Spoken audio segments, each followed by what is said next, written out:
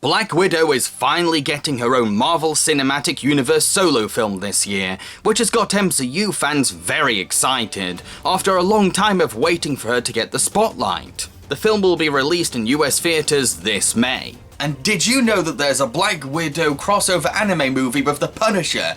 Yeah, it's called Avengers Confidential, Black Widow and Punisher. This film was produced by the acclaimed anime studio Madhouse and directed by Kenichi Shimizu, the director of Parasite: The Maxim.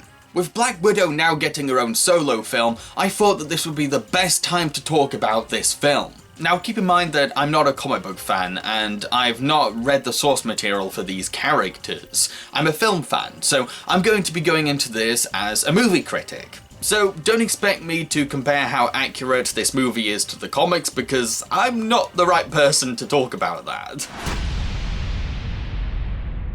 Frank Castle, aka the Punisher, is an anti-hero vigilante who uses his marine background to help him assassinate criminals. One night, he confronts a bad guy called Kane, who he believes is responsible for giving weapons to thugs in Frank's town. But it appears that Kane is a target for a SHIELD operation. So Nick Fury drags Frank into their mission and is partnered up with Natasha Romanoff, aka Black Widow. It turns out that a terrorist organization called the Firefan, led by Orion, a supervillain who believes that the underpowered deserve weapons as much as higher forces, is behind the weapons smuggling. When Frank and Natasha break into Leviathan's base, they realize that SHIELD agents' blood has been used to create an army of super soldiers. Not only that, Natasha discovers that the head of the project is none other than her former lover, a SHIELD lab scientist called Elias. Elias always felt he wasn't equal to Natasha, because she was a tough superhero with important missions to go on, and Orion convinced him that his place was to work for him,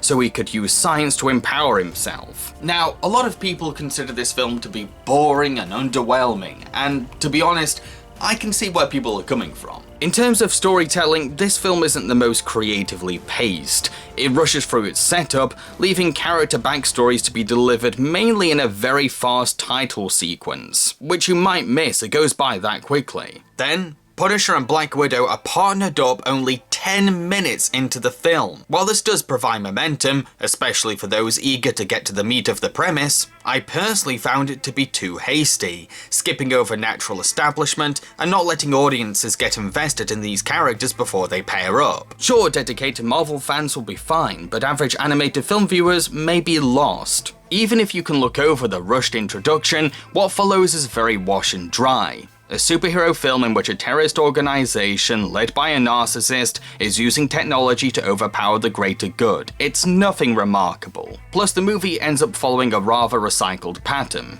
Long exposition dump, fight scene. Long exposition dump, fight scene.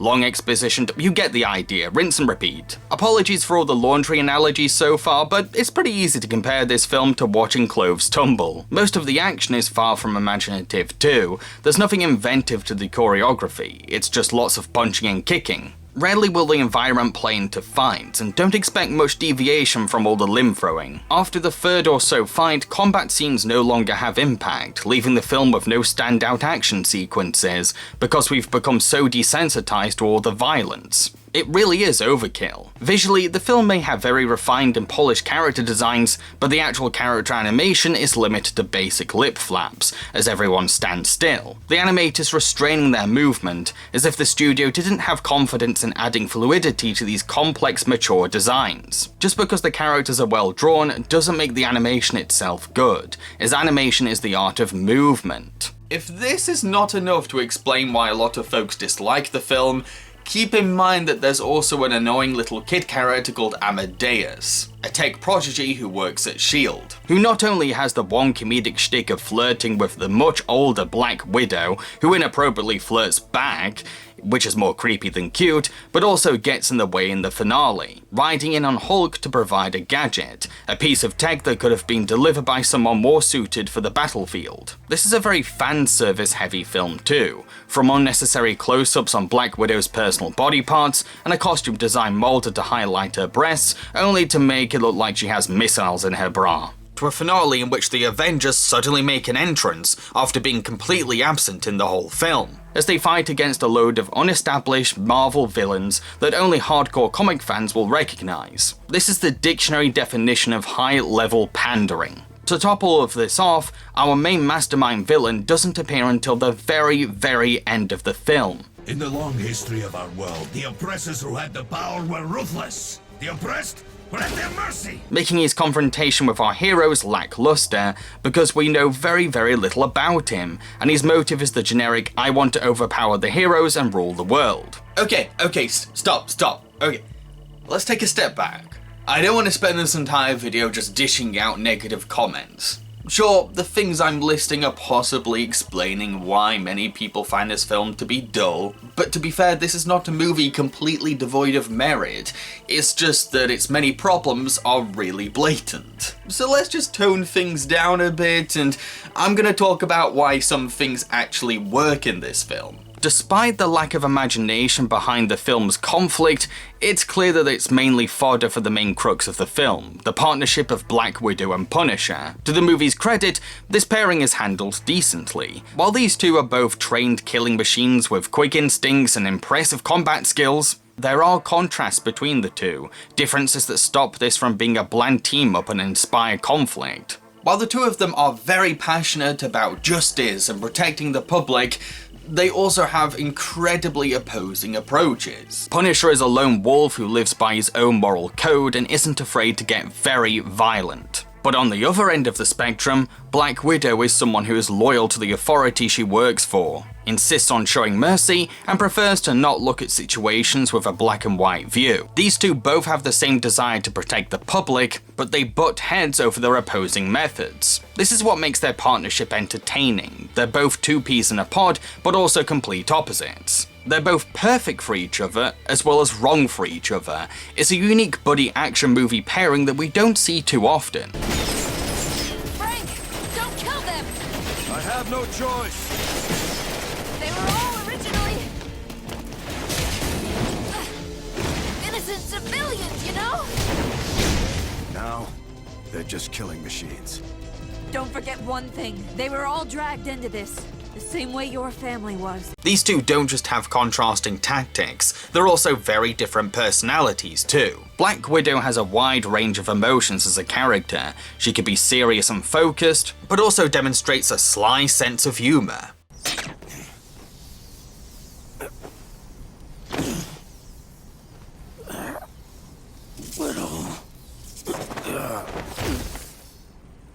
I know how his mind works, and he won't forget that. Too much talking.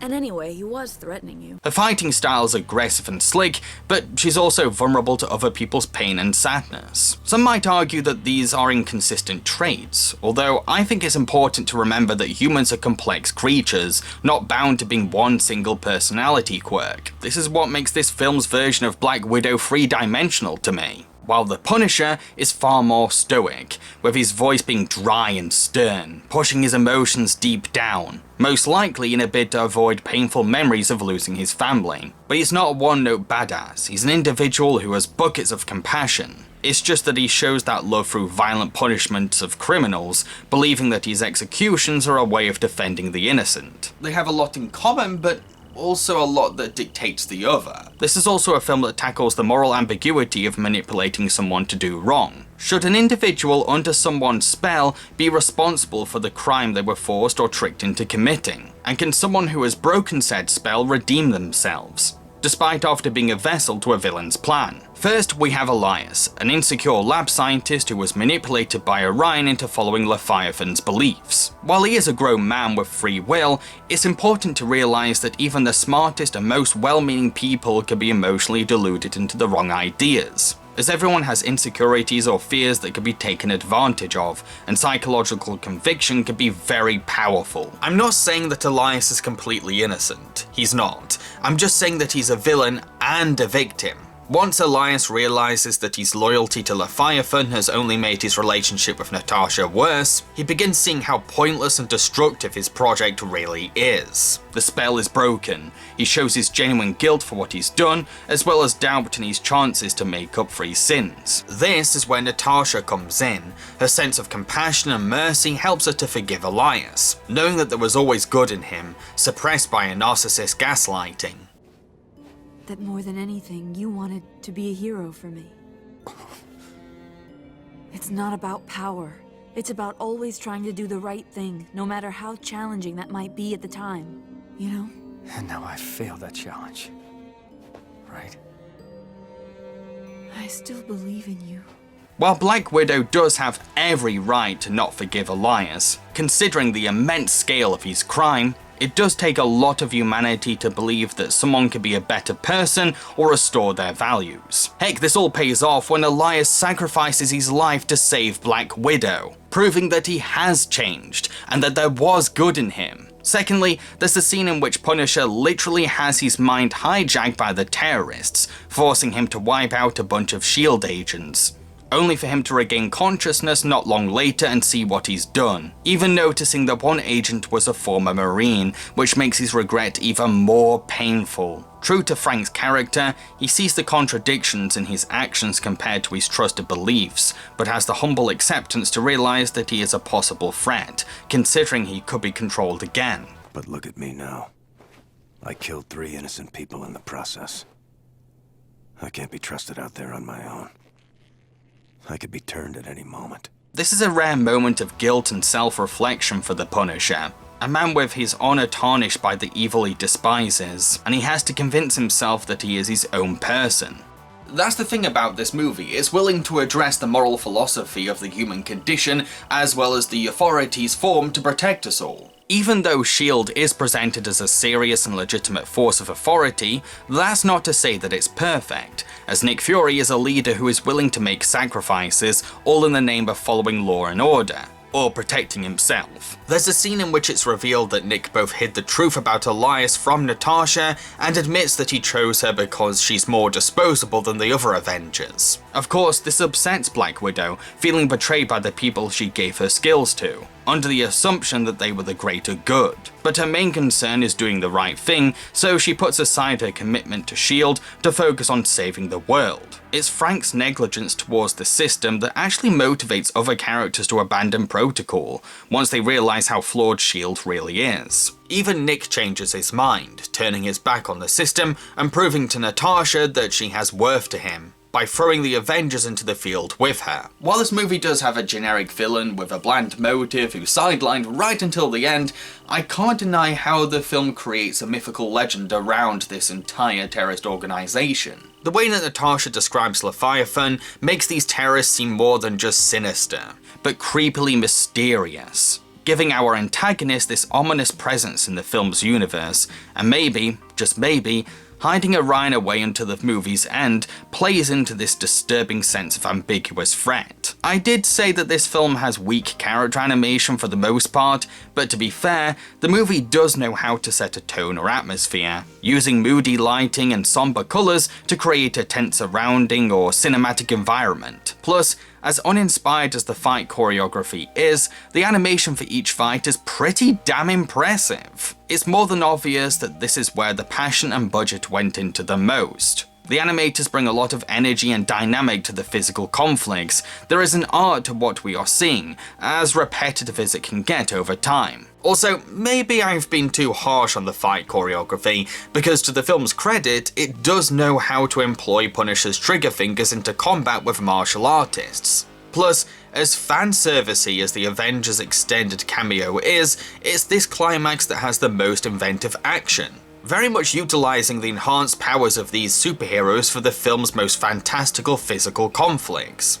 To conclude, I can't really say that this is a creative and engaging film, because it's pretty tired and dull. Plus, it does suffer from a lot of fan service that indignifies its potential to be entirely respected as a piece of legit drama. But I do recognise its contemplative depth, as it explores the moral philosophies of science, law, and violence. If you want to see this movie for the Avengers, well, even though they're on the front cover and their name is in the title, they don't really appear until the finale. However, it did make me think about some interesting things, and its crossover partnership is more than just a gimmick. It's something that plays into the film's themes of human ethics. If you sound interested, I'd say give it a go, but you might want to have a few shots of coffee first.